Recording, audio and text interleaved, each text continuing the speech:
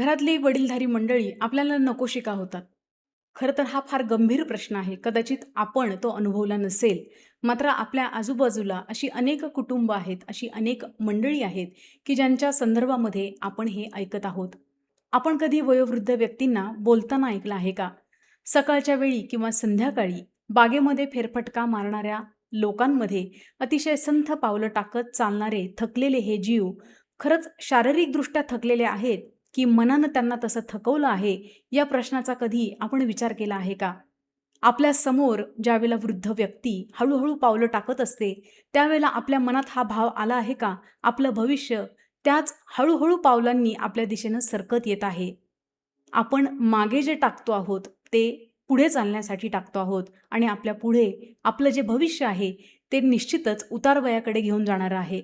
आपली मनाची तयारी आहे, आपलं शरीर थकत जाणार आहे याची. विजेपेक्षाही अतिशय चपळपणे एका ठिकाणाहून दुसऱ्या ठिकाणी धावणारं मन आपल्या शरीराला आता कॉम्प्लिमेंट करत नाही, असं कधी आपण अनुभवलं आहे का?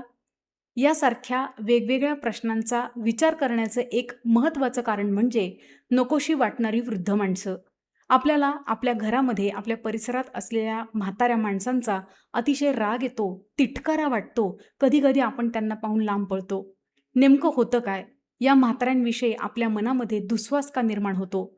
बरं, या प्रत्येकाचा आपल्याशी कुठल्या नात्यानं संबंध असतोच अशातला भाग नाही. त्या व्यक्तीची काहीही पार्श्वभूमी माहिती नसताना आपण सरळ त्याच्या शरीराच्या बाह्य रूपाकडे पाहून म्हातारा आहे, थेरडा आहे, म्हातारी आहे, थेरडी आहे, अशा पद्धतीनं इतरांना बोलताना ऐकतो आहोत किंवा आपणही कधी-कधी तसं बोलतो आहोत.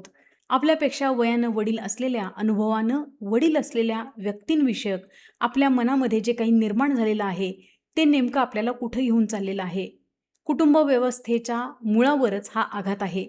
नेमकं आपल्या बाबतीत घडतंय काय? समाज माध्यमं असतील, जाहिराती असतील किंवा वेगवेगळ्या प्रकारे आपल्या समोर येणारे प्रसंग असतील. 2 पिढ्यांमधलं अंतर उत्तरोत्तर वाढत चाललेलं आहेच. मात्र ते वेगवेगळ्या माध्यमातून किती लांबवर गेलेलं आहे, हे दाखवण्याची आपल्याला का घाई झालेली आहे?